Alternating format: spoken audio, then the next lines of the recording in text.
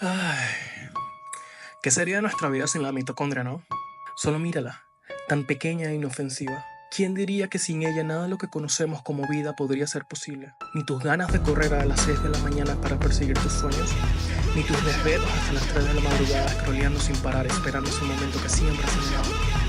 Tan compleja que gracias a ella la vida puede ser posible y no es tan conocida como Messi o Ronaldo, o no sé, el influencer de tu preferencia. ¿Quién diría que todo esto fuera posible porque un día una célula decidió comerse a otra célula y del malestar estomacal que le generó decidieron hacer simbiosis? Y mírenlas, tan inseparables entre una y otra, que sus vidas no pueden existir sin la otra. Si te interesa más contenido como este, sígueme.